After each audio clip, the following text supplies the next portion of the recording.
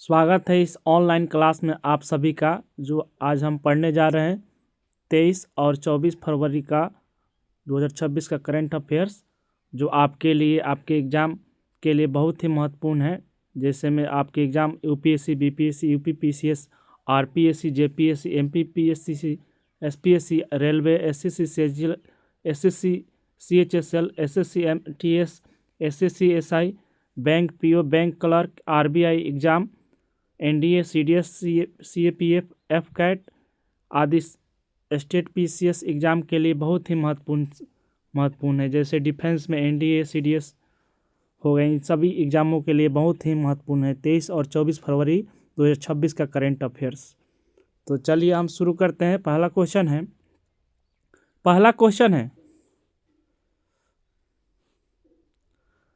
Question है कि India AI impact 2026 में न्यू दिल्ली घोषणा यानी न्यू दिल्ली डिक्लेरेशन का समर्थन किस देश ने किया है?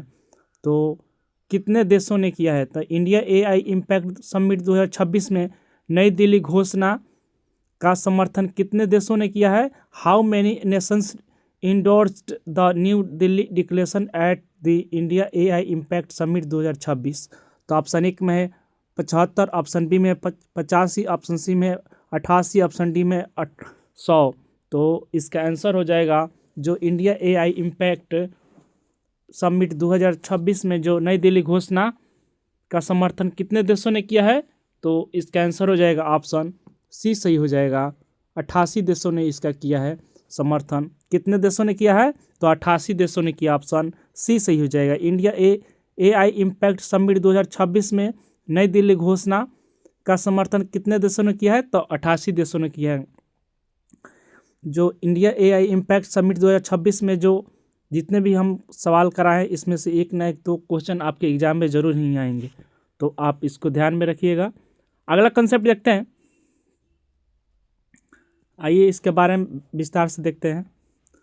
हाल ही में नई दिल्ली घोषणा को 88 देशों और अंतर्राष्ट्रीय संगठनों द्वारा इसका समर्थन दिया गया है। यानी जो नई दिल्ली घोषणा हुआ है, जो नई Delhi declaration on AI impact को 88 देशों ने और अंतर्राष्ट्रीय संगठनों द्वारा समर्थन दिया गया है। यह घोषणा मुख्य रूप से किस क्षेत्र से संबंधित है? और आप इस कमेंट में बताएं। और इसे 7 स्तंभों पर संरक्षित किया गया है। इसे कितने स्तंभों पर संरक्षित किया गया है? तो 7 स्तंभों पर। आप कमेंट में बताएं कि इसे मुख्य रूप से किस क्षेत्र से संबंधित है। तो इसका आंसर हो जाएगा 88, ऑप्शन सी सही हो जाएगा। अगला कंसेप्ट देखते हैं। अगला कंसेप्ट है कि इंडिया एआई इम्पैक्ट समिट 2026 में अपनाई गई न्यू दिल्ली डिक्लेरेशन को कितने देशों ने समर्थन दिया और इसका मुख्य सिद्धांत क्या है? तो how many countries endorse the New Delhi declaration at the India AI impact summit 2026 and what is its core principle? तो ऑप्शन 1 में है 75 देशों ने एआई का सैन्य उपयोग बढ़ाना। ऑप्शन बी में है 85 देश यानी डेटा गोपनीयता समाप्त करना। ऑप्शन सी में है 88 देश जिम्मेदार एवं नैतिक एआई उपयोग को बढ़ावा देना। ऑप्शन सी डी में है 100 देश जो केवल विकसित देशों के लिए एआई सहयोग। तो इसका आंसर हो जाएगा जो ऑप्शन सी सही हो जाएगा। सी सही हो जाएगा, जो 88 देश और जिम्मेदार एवं नैतिक एआई को उपयोग को बढ़ावा देने, यानी ऑप्शन सी सही हो जाएगा। जो 88 देश इसका समर्थन करेंगे और जिम्मेदार एवं नैतिक एआई उपयोग को बढ़ावा देना है, तो ऑप्शन सी सही हो जाएगा। आइए इसके बारे में देखते हैं विस्तार से। जो इसका एआई जो 88 देशों ने इसका समर्थन दिया है और सर्वजन हिताय सर्वजन सुखाय का इसका मुख्य सिद्धांत रहा है।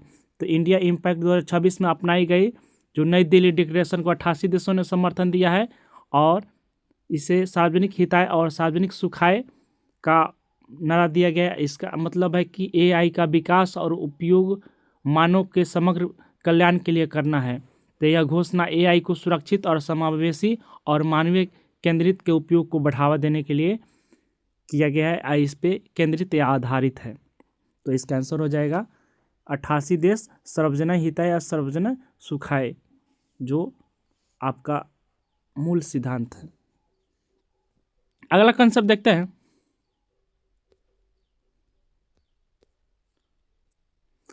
हाल ही में नई Delhi declaration on AI impact को 88 देशों और अंतर्राष्ट्रीय संगठनों द्वारा समर्थन दिया गया। यह घोषणा मुख्य रूप से किस क्षेत्र से संबंधित है और इसे कितने स्तंभों पर संरक्षित किया गया है? तो ऑप्शन 1 में है स्वास्थ्य क्षेत्र 5 पिलर्स, ऑप्शन बी में कृत्रिम बुद्धिमत्ता यानी आर्टिफिशियल इंटेलिजेंस 7 स्तंभों में, ऑप्शन सी में है डिजिटल व्यापार यानी 6 पिलर्स, ऑप्शन डी में है साइबर सुरक्षा यानी 4 पिलर्स। तो इसका आंसर हो जाएगा ऑप्शन बी सही हो जाएगा। इसे कृत्रिम बुद्धिमत्ता और 7 पिलर्स में बांटा गया है, यानी जो यह मुख्य रूप से किस क्षेत्र से संबंधित है? तो कृत्रिम बुद्धिमत्ता से संबंधित है। और कितने स्तंभों पर इसे बांटा गया है, संरक्षित किया गया है? तो 7 स्तंभों में इसे संरक्षित किया गया है, जो हाल ही में न्यू दिल्ली में इसका आयोजन किया गया। New Delhi declaration on India on AI impact, जिसे कितने देशों ने समर्थन दिया है? तो 88 देशों ने इसे और अंतर्राष्ट्रीय संगठनों ने मिलकर समर्थन दिया है। तो इसका मुख्य किस क्षेत्र से संबंधित है? तो कृत्रिम बुद्धिमत्ता से यानी आर्टिफिशियल इंटेलिजेंस से संबंधित है, जिसे 7 पिलरों में यानी 7 स्तंभों में बांटा गया है। आइए इसके बारे में विस्तार से और कुछ देखते हैं। जो मुख्य घोषणा कौन कौन सी है?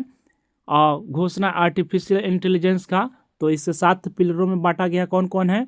तो ऑप्शन जो 1 में है एआई संसाधनों का लोकतंत्रीकरण करना है, यानी डेमोक्रेटाइजेशन करना है एआई रिसोर्सेज, और 2 में है सुरक्षित एवं जिम्मेदार बनाना है, और आर्थिक विकास और नवाचार करना है, और सामाजिक समावेशन करना है, ग्लोबल सहयोग को बढ़ावा देना है, कौशल विकास और क्षमता निर्माण करना है यानी स्किल एंड कैपेसिटी बिल्डिंग करना है, और साथ में जो नैतिक एआई शासन को यानी एथिकल एआई गवर्नेंस को बढ़ावा देना है। जो इसका आंसर हो जाएगा ऑप्शन बी सही हो जाएगा, कृत्रिम बुद्धिमत्ता यानी आर्टिफिशियल इंटेलिजेंस, और इसे 7 भागों में बांटा गया है, जो आपको मुख्य रूप से है जो 7 भागों में है। अगला कंसेप्ट देखते हैं। अगला कंसेप्ट है कि बजट 2026 से 27 में राज्य को पर्यटन स्थलों के विकास के लिए प्रदान की जाने वाली वित्तीय सहायता की योजना का नाम क्या है? इन यूनियन बजट 2026 से 27 what is the name of the scheme announced to provide financial assistance to state for developing tourist destinations? तो ऑप्शन 1 में है स्वदेश दर्शन योजना 2.0, ऑप्शन बी में प्रसाद योजना, ऑप्शन सी में पर्यटन उद्यान अभियान, ऑप्शन डी में पर्यटन सर्किट विकास। तो बजट 2026 से 27 में राज्यों को पर्यटन स्थलों के विकास के लिए प्रदान की जाने वाली वित्तीय सहायता की योजना का नाम क्या है? तो इसका आंसर हो जाएगा ऑप्शन स्वदेश दर्शन योजना 2.0, जो बजट 2026 से 27 में हर राज्य में पर्यटन स्थलों के विकास के लिए जो वित्तीय सहायता दी जाएगी, किसके उसके वित्तीय सहायता का नाम क्या है? तो स्वदेश दर्शन योजना 2.0 इसका नाम है, जो पर्यटन स्थलों को बढ़ावा दिया जाएगा बजट 2026 से 27 में। आइए इसके बारे में विस्तार से देखते हैं। जो केंद्रीय बजट 2026 से 27 में राज्यों को पर्यटन स्थलों को विकास के लिए स्वदेश दर्शन स्कीम 2.0 योजना के तहत वित्तीय सहायता प्रदान की जाएगी, और इसमें बताया गया है कि स्वदेश दर्शन 2.0 के तहत राज्य और केंद्र शासित प्रदेशों को पर्यटन स्थलों के विकास के लिए वित्तीय सहायता भी दी जाएगी। जो इसका आंसर हो जाएगा ऑप्शन 1 स्वदेश दर्शन स्कीम 2.0 इसका आंसर हो जाएगा। उम्मीद है कि आपको समझ आ गया होगा, और सेशन आपको अच्छा लगेगा तो लाइक कीजिए और सब्सक्राइब जरूर कीजिए, और शेयर अपने दोस्तों के पास कीजिए ताकि टीम मोटिवेट हो। अगला कंसेप्ट देखते हैं। अगला कंसेप्ट है कि who has been named the business leader of the year at the 2026 managing India awards, यानी कह रहे हैं कि 2026 में मैनेजिंग इंडिया अवार्ड्स में किसे business leader of the year नामित किया गया है? तो 2026 मैनेजिंग इंडिया अवार्ड्स में किसे business leader of the year नामित किया गया है? तो ऑप्शन 1 में है गौतम अडानी, ऑप्शन बी में है करण अडानी, ऑप्शन सी में एन चंद्रशेखरन, ऑप्शन डी में ऋषभ प्रेम जी। तो 2026 मैनेजिंग इंडिया अवार्ड्स में किसे business leader of the year नामित किया गया है? तो इसका आंसर हो जाएगा ऑप्शन बी सही हो जाएगा। करण अडानी को हाल ही में 2026 में मैनेजिंग इंडिया अवार्ड्स में business leader of the year नामित घोषित किया गया है, जो ऑप्शन बी सही हो जाएगा। आइए इनके बारे में विस्तार से देखते हैं।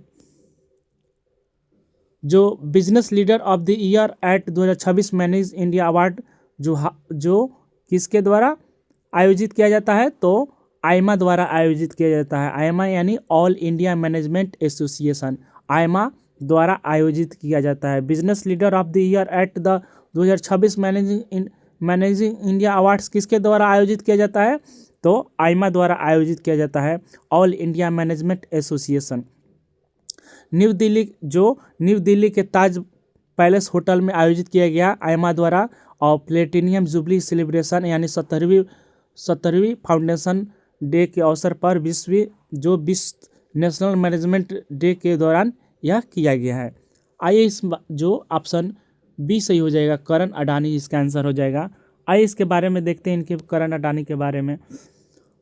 करण अडानी जो ports and special economic zone LTD यानी स्पेसिज मैनेजिंग डायरेक्टर हैं उसका, यानी किसका? तो अडानी पोर्ट्स और स्पेशल इकोनॉमिक जोन के क्या है, वो मैनेजिंग डायरेक्टर हैं करण अडानी। और जो भारत की सबसे बड़ी पोर्ट्स लॉजिस्टिक की कंपनी के भी मैनेजिंग डायरेक्टर हैं। कौन? तो करण अडानी, जो गौतम अडानी के सबसे बड़े बेटे हैं, जो अडानी ग्रुप में प्रमुख लीडर्स के रूप में एक हैं। इसके अलावा अडानी सीमेंट के एलटीडी जो सीमेंट आता है, अडानी सीमेंट एलटीडी के एमडी भी रह चुके हैं, और एसएससी जो सीमेंट आता है उसका भी वो भी एमडी भी रह चुके हैं। कि उम्मीद है आपको समझ आ गया है करण अडानी कौन है? तो गौतम अडानी के सबसे बड़े बेटे हैं। तो चलिए अगला देखते हैं क्वेश्चन है कि अमेरिकी राष्ट्रपति डोनाल्ड ट्रंप ने 22 फरवरी 2026 के आसपास वैश्विक आयात पर टैरिफ को कितने प्रतिशत तक बढ़ाने की घोषणा की है? तो अमेरिकी राष्ट्रपति डोनाल्ड ट्रंप ने 22 फरवरी 2026 के आसपास वैश्विक आयात पर टैरिफ को कितने प्रतिशत तक बढ़ाने की घोषणा की है? तो ऑप्शन 1 में 10%, ऑप्शन बी में है 12%, ऑप्शन सी में है 15%, ऑप्शन डी में है 20%। तो इसका आंसर हो जाएगा ऑप्शन सी सही हो जाएगा, 15% बढ़ाने की घोषणा की। अमेरिकी राष्ट्रपति डोनाल्ड ट्रंप ने जो 22 फरवरी 2026 के आसपास वैश्विक आयात पर टैरिफ को कितने प्रतिशत तक बढ़ाने की घोषणा की है? तो 15% इसका आंसर हो जाएगा। आइए देखते हैं इसके बारे में विस्तार से थोड़ा। जो अमेरिका है सुप्रीम कोर्ट, वो ट्रंप प्रशासन द्वारा जो IEEPA यानी international emergency economic powers act के तहत वैश्विक टैरिफ को असंवैधानिक घोषित किया। यानी अमेरिका के जो सुप्रीम कोर्ट है, जो ट्रंप प्रशासन द्वारा लगाए गए किसके तहत? तो IEEPA के तहत वैश्विक टैरिफ को क्या कर दिया गया? असंवैधानिक रूप से घोषित कर दिया गया अमेरिका के कोर्ट द्वारा। तो उसी दिन अमेरिका के जो ट्रंप थे, वो ट्रेड एक्ट 1974 सेक्शन 122 के तहत नया 10% ग्लोबल टैरिफ लगाने का ऐलान किया। यानी उसी दिन क्या किया अमेरिका के जो ट्रंप है, वो ट्रेड एक्ट 1974 सेक्शन 122 के तहत 10% ग्लोबल टैरिफ लगाने की घोषणा कर दिए। फिर आता है कि 21 से 22 फरवरी 2026 के ट्रंप ने इसे क्या किए, फिर उसी दिन पारित किया, और उसके बाद अगले दिन उसे बढ़ाकर कितना कर दिए? 15% कर दिए, और कहा कि यह तुरंत ही प्रभावी होगा, यानी 24 फरवरी से इसे लागू कर दिया जाएगा। इस फैसले से पहले ही अमेरिका के अनुमानित आय कितना हो गया था? तो अमेरिका का अनुमानित आय $133 बिलियन के राशि टैरिफ के रूप से वसूली गई थी इस टैरिफ के माध्यम से, जिसके लिए कई देशों और कंपनियों ने उसे वापस की मांग की शुरू कर दी है। जो बहुत ही ज़्यादा ही टैरिफ के चलते अमेरिका के बढ़ोतरी हुआ है $133 बिलियन, यानी बहुत ज़्यादा ही टैरिफ हो गया। आइए इसके बारे में देखते हैं। तो उम्मीद है कि आपको समझ आ गया होगा। जो ऑप्शन सी सही हो जाएगा 15%। अगला कंसेप्ट है कि डोनाल्ड ट्रंप द्वारा लगाए गए टैरिफ शुल्क को अमेरिकी सुप्रीम कोर्ट ने अधिनियम के तहत खारिज कर दिया था। तो जो डोनाल्ड ट्रंप जो लगाए थे टैरिफ शुल्क, वो अमेरिकी के सुप्रीम कोर्ट ने किस अधिनियम के तहत खारिज कर दिया गया था, तो हम लोग पिछले सेक्शन में देखे हैं। तो ऑप्शन एक में है व्यापार अधिनियम 1974 धारा 122। ऑप्शन बी में है 1977 अंतर्राष्ट्रीय आपातकालीन आर्थिक शक्ति अधिनियम। ऑप्शन सी में है विस्तार अधिनियम 1962 की धारा 232। ऑप्शन डी में है व्यापार अधिनियम 1974 की धारा 301। तो इसका आंसर हो जाएगा ऑप्शन व्यापार अधिनियम 122, जो ऑप्शन ए सही हो जाएगा। व्यापार अधिनियम 122 इसका आंसर हो जाएगा, यानी section 122 of the trade act 1974 इसका आंसर हो जाएगा। अगला कंसेप्ट देखते हैं।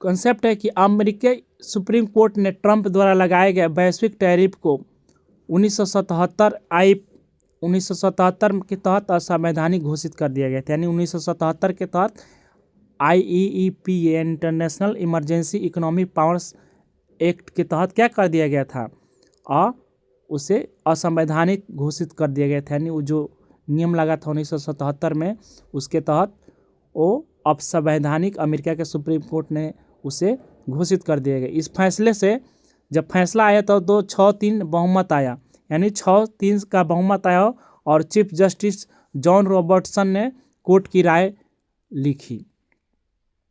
ट्रंप प्रशासन ने तुरंत ही प्रक्रिया दी की और कहा कि ट्रेड एक्ट 1974 सेक्शन 122 का उपयोग हम करेंगे, और ट्रंप घोषणा के टैरिफ को क्या कर दिए, 10% बढ़ाकर 15% कर दिए।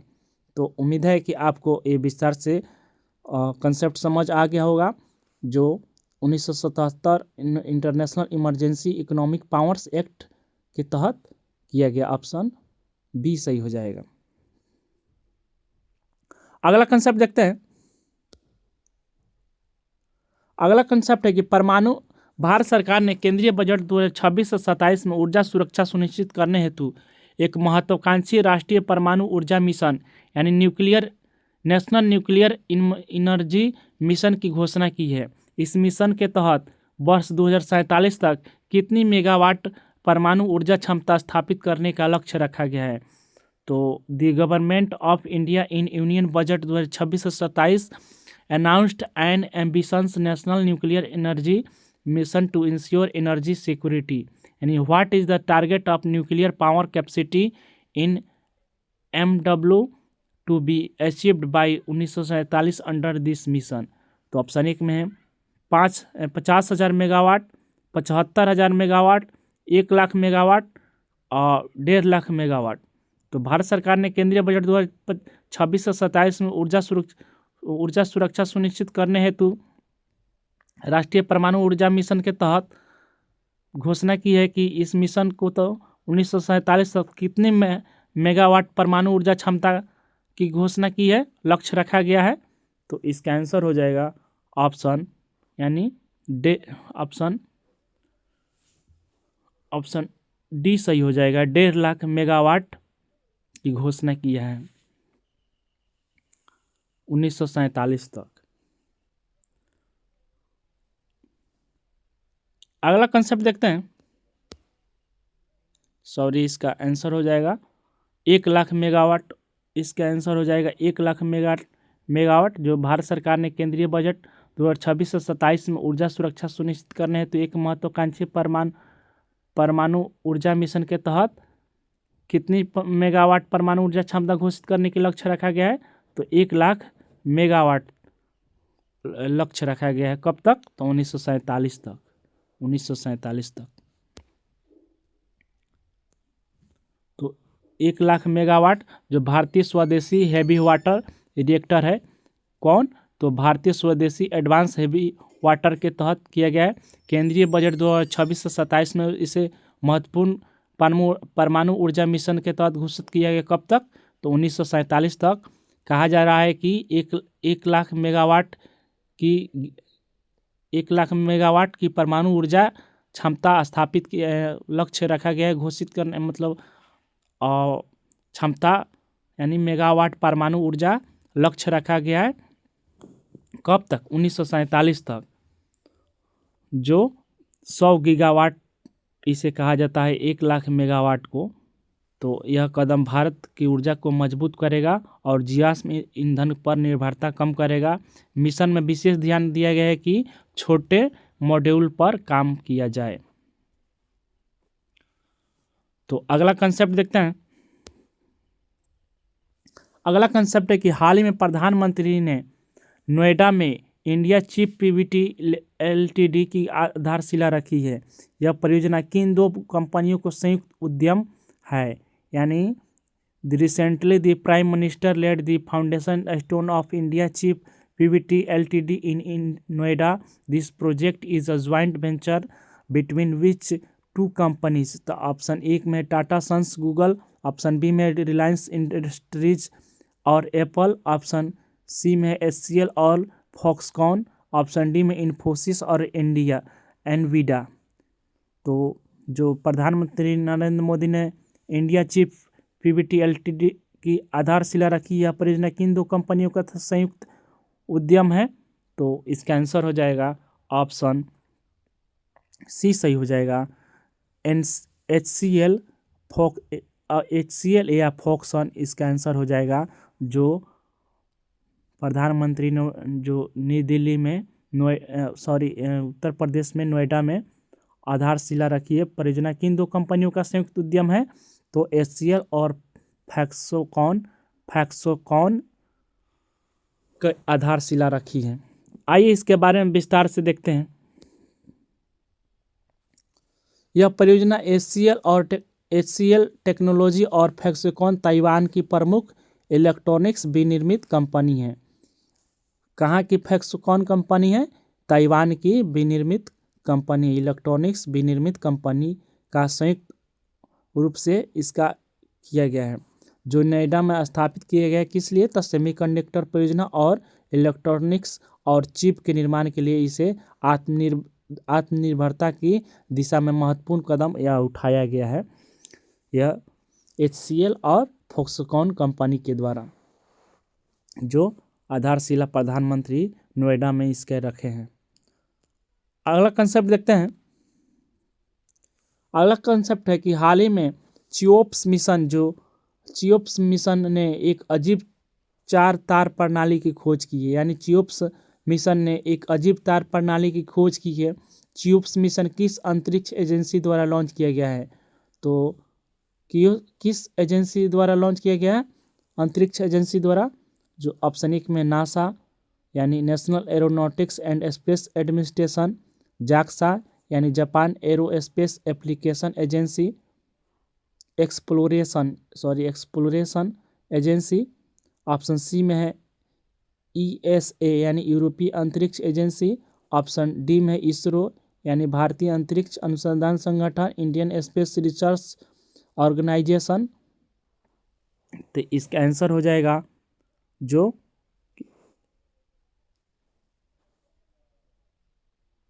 सी सही हो जाएगा, यूरोपीय अंतरिक्ष एजेंसी इसका आंसर हो जाएगा। जो हाल ही में चिओप्स मिशन ने अजीब 4 तार प्रणाली के विकसित किए हैं। किसके द्वारा?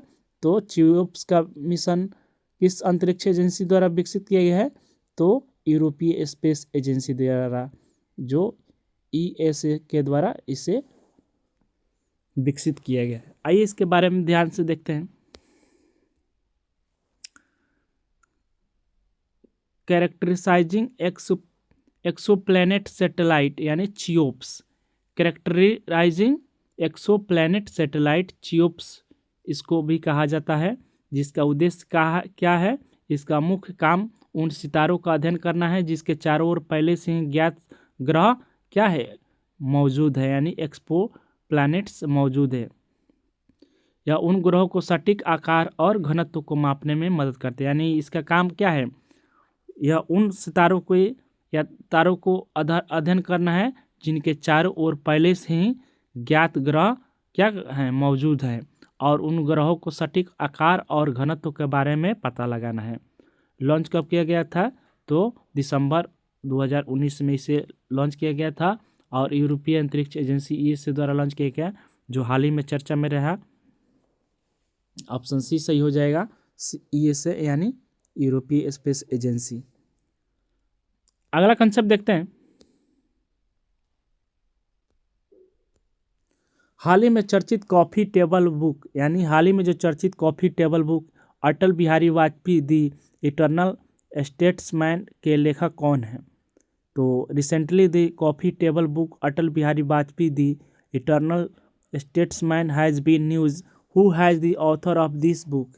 तो ऑप्शन एक में श्री रामनाथ कोविंद, ऑप्शन बी में Shri CP Radhakrishnan, option C में पीयूष गोयल, ऑप्शन डी में श्री विजय गोयल। तो हाल ही में जो चर्चित कॉफी टेबल बुक जो Atal Bihari Vajpayee the Eternal Statements के लेखक कौन है? तो इसका आंसर हो जाएगा ऑप्शन डी सही हो जाएगा, विजय गोयल, श्री विजय गोयल इसका आंसर है, जो लेखक हैं किसका? तो अटल बिहारी यानी जो कॉफी टेबल बुक यानी Atal Bihari Vajpayee the Eternal Statement के लेखक हैं श्री विजय गोयल। आइए देखते हैं इनके बारे में विस्तार से। कॉफी टेबल बुक जो द इटर्नल स्टेट्समैन के लेखक कौन है? तो श्री विजय गोयल है। यह पुस्तक भारत के पूर्व प्रधानमंत्री अटल बिहारी वाजपेयी के जीवन और उनके राजनीतिक योगदान और व्यक्तित्व को समर्पित करता है। यह पुस्तक क्या उद्देश्य है? तो वाजपेयी जी के एक इटर्नल स्टेटमेंट्स यानी शाश्वत राजनेता के रूप में प्रस्तुत करता है, जिन्हें भारतीय राजनीति और लोकतंत्र की एक नई दिशा दी है, और जो इसे क्या कहा जाता है?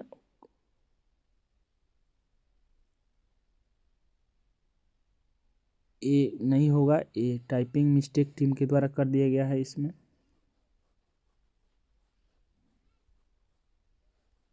तो इसका आंसर हो जाएगा ऑप्शन डी सही हो जाएगा, श्री विजय गोयल इसका आंसर हो जाएगा। आइए अगला कंसेप्ट देखते हैं। क्रॉस कंट्री स्कीइंग के राजा कहे जाने वाले जोनास हॉर्सफ्लॉट क्लेबो ने एक शीतकालीन ओलंपिक में सबसे अधिक स्वर्ण पदक जीतकर नया रिकॉर्ड बनाया है। वह किस देश का प्रतिनिधित्व करते हैं? यानी क्रॉस कंट्री स्कीइंग के राजा कहे जाने वाले जोहानेस हॉर्सफ्लॉट यानी होएसफ्लॉट जो क्लेबो ने एक शीतकालीन ओलंपिक में सबसे अधिक स्वर्ण पदक जीतने वाले कौन है और किस देश के हैं? तो ऑप्शन एक में इटली, ऑप्शन बी में जर्मनी, ऑप्शन सी में स्वीडन, ऑप्शन डी में नॉर्वे। तो क्रॉस कंट्री स्कीइंग के नाम से जाने जाते हैं जो राजा कहे जाते हैं कौन?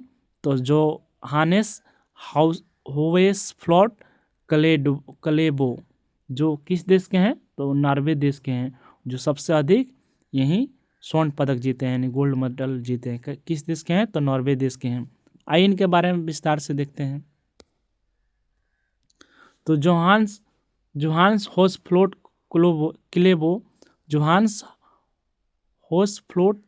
क्लेबो नॉर्वे के क्रॉस कंट्री स्कीयर हैं, यानी इसे कहा जाता है क्रॉस कंट्री स्कीयर, इन्हें भी कहा जाता है, जिन्हें क्रॉस कंट्री स्कीइंग के राजा भी इन्हें कहा जाता है, यानी सबसे अधिक गोल्ड मेडल जीतने के कारण। जोहान्स हॉर्सफ्लॉट क्लेबो नॉर्वे से संबंधित है, यानी उनका निवास स्थान कहाँ है? नॉर्वे में है। उन्होंने 2026 के मिलानो क्रिस्टियानो शीतकालीन ओलंपिक में 6 पदक जीते हैं, जो इतिहास रच दिए हैं, और वह ट्रॉन्डहाइम 2025 विश्व चैंपियनशिप में किसने स्वर्ण पदक जीते थे? तो 5 स्वर्ण पदक भी जीते थे, और 14 विश्व चैंपियनशिप अभी तक स्वर्ण पदक जीत चुके हैं, जो एक बहुत ही ज़्यादा हो गया। जो इसका आंसर हो जाएगा ऑप्शन डी सही हो जाएगा। नॉर्वे देश के निवासी हैं कौन? जोहान्स होसफ्लोट क्लेबो। किस देश के हैं? तो नॉर्वे देश को सबसे अधिक जीतने वाले गोल्ड मेडल हैं। अगला कंसेप्ट देखते हैं। अगला कंसेप्ट है कि हाल ही में यूरोपीय संघ यानी यूरोपीय संघ द्वारा भारत में अपना पहला यूरोपीय लीगल गेटवे ऑफिस कहाँ उद्घाटित किया है?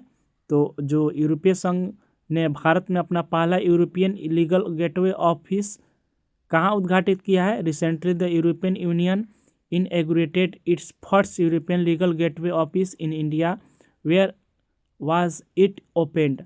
तो ऑप्शन 1 में है मुंबई, ऑप्शन बी में चेन्नई, ऑप्शन सी में है कोलकाता, ऑप्शन डी में है नई दिल्ली। तो इसका आंसर हो जाएगा कहाँ पे किए हैं? तो इसका आंसर हो जाएगा नई दिल्ली। नई दिल्ली में इसका स्थापना किया गया है। यूरोपीय संघ ने अपना भारत में अपना पहला गेटवे ऑफिस का उद्घाटन किए हैं। तो इसका आंसर हो जाएगा नई दिल्ली। आइए इसके बारे में विस्तार से देखते हैं। जो यूरोपीय संघ ने भारत में अपना पहला यूरोपियन लीगल गेटवे ऑफिस कहाँ किए हैं? तो न्यू दिल्ली में उसका उद्घाटन किया गया है। यह सुविधा किसी साझेदार देश में यूरोपीय यूनियन की पहली पहल है। यह ऐसी पहल है जो इसका उद्देश्य है क्या है? कार्यालय में भारतीय छात्रों और शोधकर्ताओं और पेशेवरों को 27 यूरोपियन सदस्य देशों को काम, अध्ययन और अनुसंधान में कानूनी अवसर की जानकारी देना है, खासकर आईसीटी के क्षेत्र में। और यूरोपियन यूनियन को भारतीय सहयोग को क्या होगा? इससे मजबूती मिलेगा। तो उम्मीद है कि आपको समझ आ गया होगा। अगला कंसेप्ट देखते हैं। अगला कंसेप्ट है कि हाल ही में केरल सरकार ने ज्वारीय बाढ़ को किस रूप में घोषित किया है?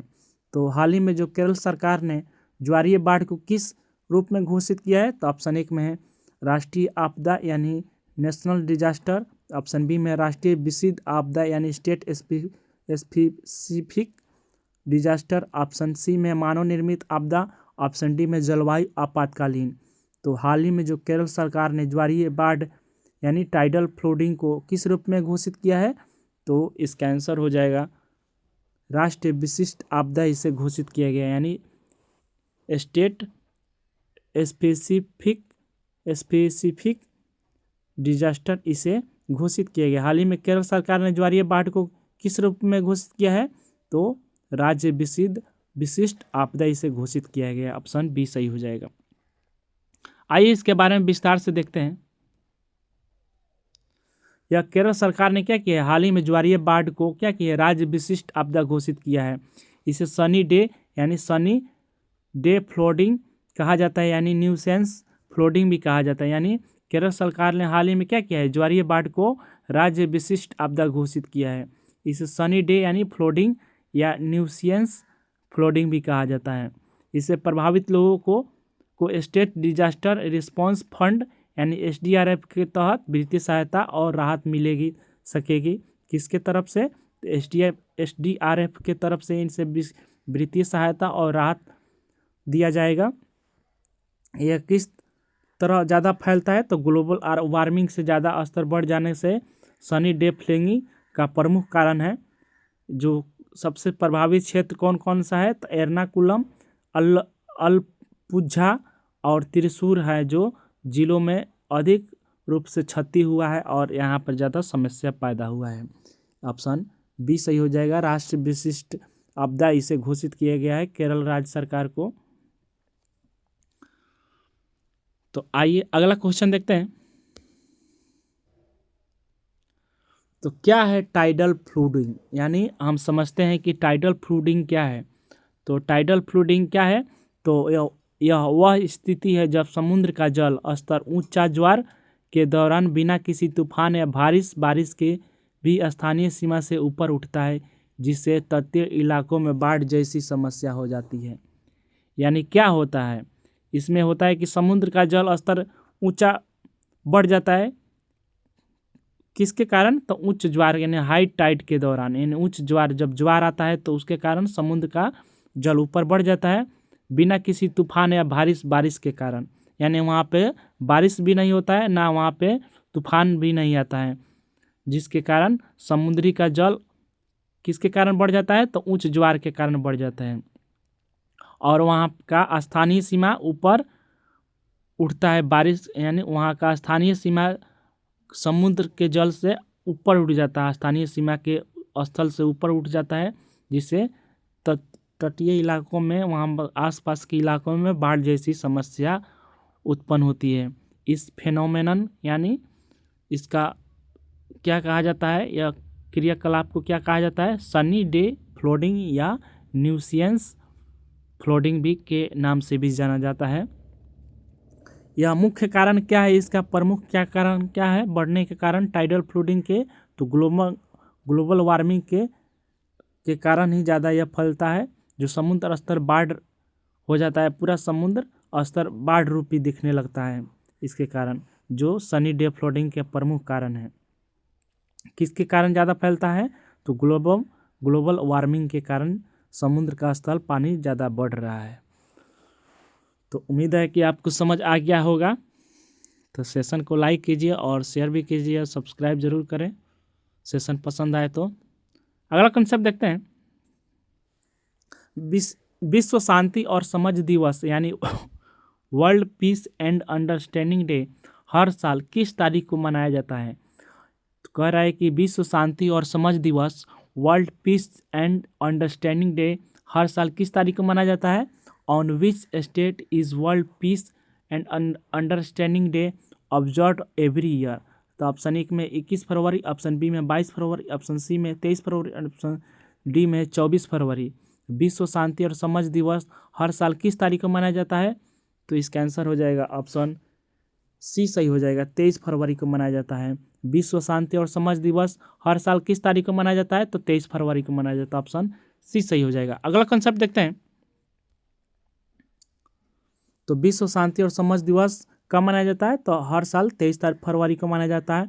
यह दिन रोटरी इंटरनेशनल की पहली बैठक 1905 में शिकागो की याद में मनाया जाता है। रोटरी इंटरनेशनल की पहली बैठक हुआ था 1905 में शिकागो में, इसकी याद में मनाया जाता है। क्या मनाया जाता है? तो विश्व शांति और समझ दिवस, वर्ल्ड पीस अंडरस्टैंडिंग डे मनाया जाता है। इसका उद्देश्य क्या है? तो वैश्विक शांति को बढ़ावा देना है, सद्भावना और आपसी समझ को मजबूत करना है, जिससे क्या होगा? समाज में सेवा और सहयोग की भावना को प्रोत्साहन मिलेगा। तो उम्मीद है कि आपको समझ आ गया होगा। अगला कंसेप्ट देखते हैं। अगला कंसेप्ट है कि हाल ही में नमो भारत कॉरिडोर, यानी हाल ही में जो नमो भारत कॉरिडोर के यानी शेष खंडों को उद्घाटन किया गया है, यह कॉरिडोर किन 2 शहरों को जोड़ता है? तो नमो भारत कॉरिडोर है जो हाल ही में उद्घाटन किया गया है, यह कॉरिडोर किन 2 शहरों को जोड़ता है? तो ऑप्शन 1 में दिल्ली और मेरठ, ऑप्शन बी में मुंबई एवं पुणे, ऑप्शन सी में दिल्ली और आगरा, ऑप्शन डी में लखनऊ एवं कानपुर। तो इसका आंसर हो जाएगा ए सही हो जाएगा, दिल्ली और मेरठ को जोड़ता है, जो ऑप्शन ए सही हो जाएगा। नमो भारत कॉरिडोर का शेष खंडों का उद्घाटन किया गया है, यह कॉरिडोर किन 2 शहरों को जोड़ता है?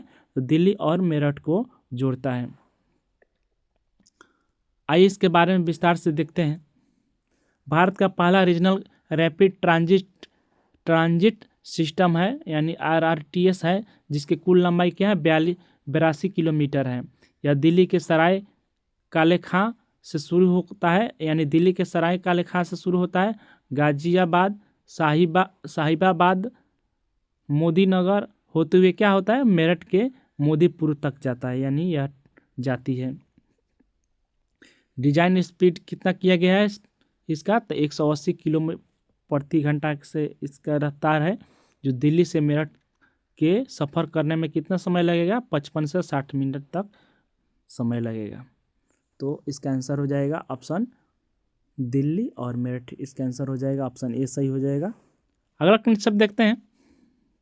तो सेशन यहीं पर समाप्त होता है। तो सेशन को लाइक ज़रूर कीजिए और शेयर भी कीजिए और सब्सक्राइब ज़रूर करें, ताकि सेशन को और मोटिवेट मिले।